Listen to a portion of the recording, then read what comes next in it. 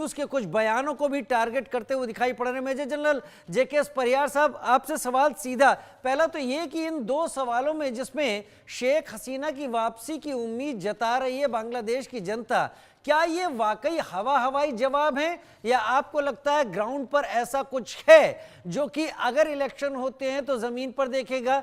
दूसरा, वकारुज्जमा जो कि आर्मी चीफ हैं, उनके और मोहम्मद यूनुस के बीच में क्या आपको भी डिफरेंसेस समझ में आते हैं जिसके चलते एनसीपी वहां पर अपना एक अलग स्टैंड लेती हुई दिखाई पड़ रही है? मेजर जनरल परिहार। मैं समझता हूं कि इसके लिए हमें कहीं भी अगर कोई नई पार्टी होती है और किसी तरह का आंदोलन के बाद निकली है, तो आप ये मान के चलिए कि ये पार्टी आंदोलन के अंदर से नहीं निकलती है। आंदोलन बनाए जाते हैं और पार्टी उसमें से बनाई जाती है। उसमें कई कई सारी एजेंसीज इन्वॉल्व होती हैं, इंटरनेशनल भी होते हैं, हम लोग देख चुके हैं, मैं किसी का नाम नहीं लूंगा। और उसके बाद में उसमें दूसरे लोग इन्वॉल्व होते हैं।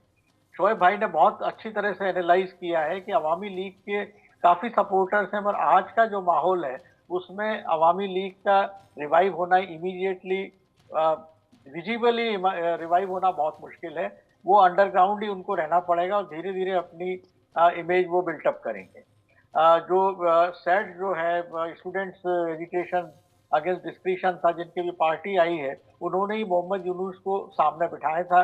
वो एक इंटरनेशनल चेहरा रहेंगे, नोबल लॉरिएट है, उम्र 85 साल है, कोई पॉलिटिकल बैकग्राउंड नहीं है। तो सारे लोगों ने इनको सामने बिठा के सोचा था कि इनसे हम करके कुछ 6-7 महीनों में इलेक्शन का नाटक करेंगे और बीएनपी जमायते को उसमें आने नहीं देंगे और अवामी लीग को तो हम इलेक्शन लड़ने के लिए बैन कर देंगे।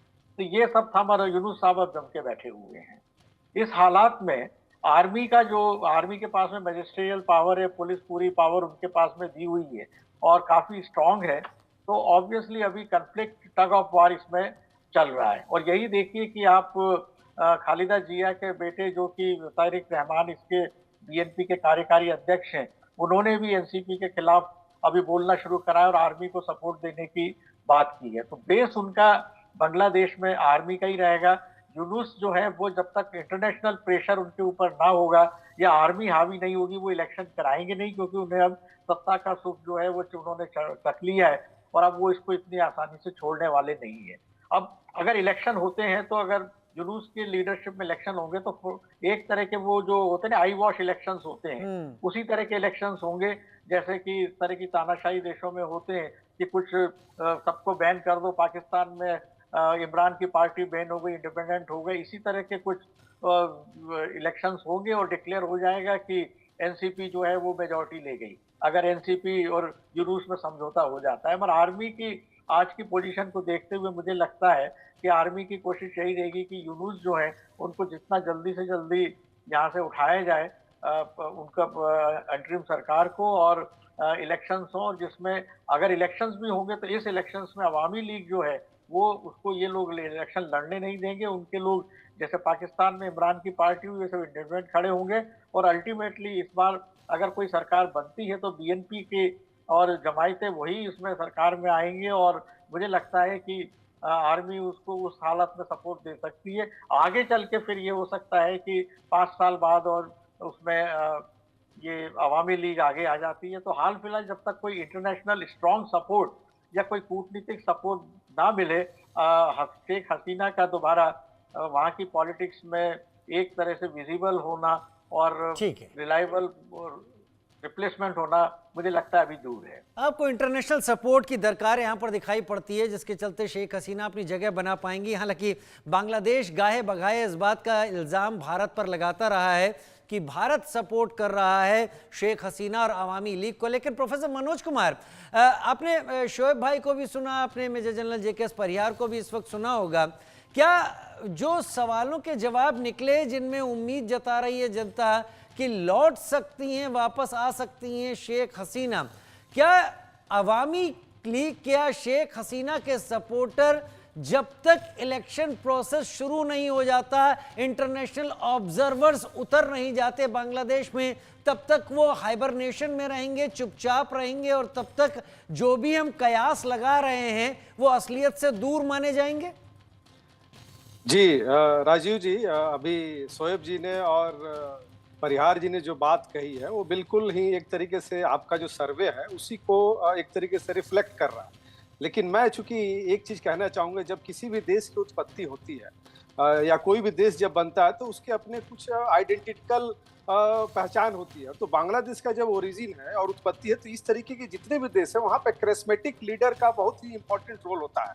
वो चाहे पाकिस्तान को आप देख लीजिए या बांग्लादेश को देख लीजिए और भारत को भी देख लीजिए, तो आपको देखने को मिलेगा। अब रही बात की जो जो सर्वे में जो परसेंटेज दिख रहा है, 57% बन रहा है कि उनको वापस लाने के लिए, और 56%। अब जबकि अभी शोएब जी ने जैसे बताया कि वहां पे एक भी प्रवक्ता नहीं है, तब आपके पास ये रिपोर्ट आ रहा है। अगर आप खुद सोचिए कि अगर इंटरनेशनल ऑब्जर्वेशन अगर वहां पे हो जाए कोई, और ऑब्वियस है कि भारत का इसमें बहुत ही इंपॉर्टेंट रोल प्ले होगा।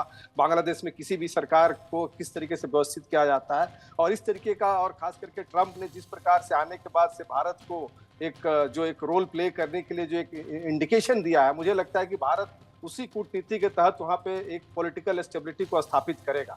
तो अगर ये थोड़ा बहुत भी अगर आगे बढ़ता है तो ये परसेंटेज और बढ़ने वाला है, क्योंकि आप समझिए, देखिए ये जो बांग्लादेश का जो ओरिजिन है उसमें शेख हसीना फैमिली का बहुत ही बड़ा कंट्रीब्यूशन है।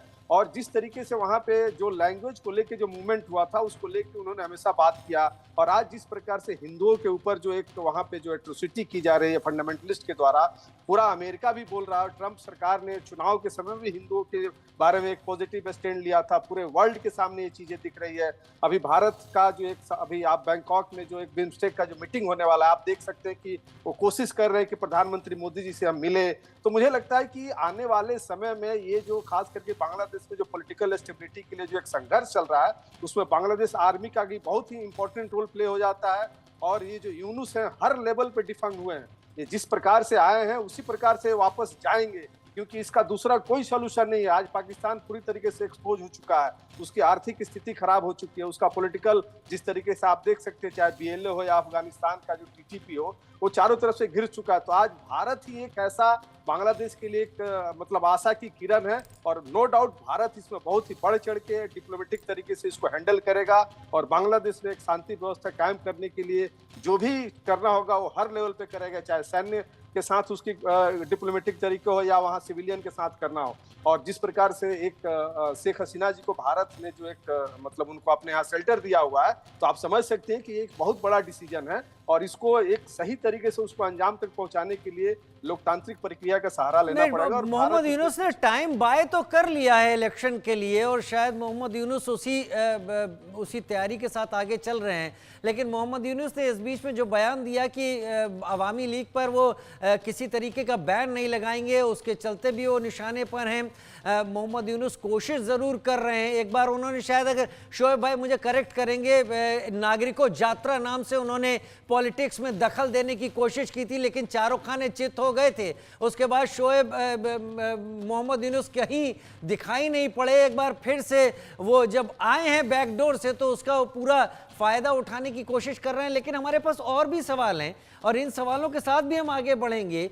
क्या बांग्लादेश में मोहम्मद यूनुस सरकार के तख्ता पलट का काउंटडाउन चल रहा है? अभी शोएब चौधरी ने कहा कि अगर कू की बात मानी जाती है तो उसके फिर तमाम रिपरकशंस भी वहाँ की देखे जाने चाहिए कानून में। लेकिन क्या ऐसा चल रहा है? हाँ कहने वाले 67% लोग हैं, नहीं कहने वाले 28%, और कह नहीं सकते 5% लोगों ने कहा है। मोहम्मद यूनुस सरकार के तख्ता पलट का क्या काउंटडाउन चल रहा है? 67% इसके फेवर में है।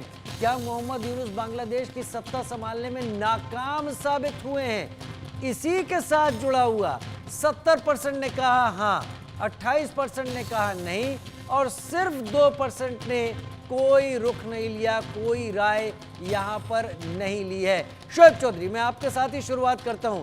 क्या वाकई मोहम्मद यूनुस फेल साबित हुए? बहुत कोशिश कर ली मोहम्मद यूनुस ने, पहले जो कोशिश की थी उसमें भी वो सामने नहीं आ पाए। फिर उन्होंने इस आंदोलन के जरिए, इस प्रोटेस्ट के जरिए अपनी जगह बनाने की कोशिश की। अब उन्होंने इलेक्शन में टाइम बाय करके कोशिश की कि किसी तरीके से चीज़ों को अपने हाथ में ले लें, लेकिन फिर भी सिग्नल ऐसे नहीं मिल रहे कि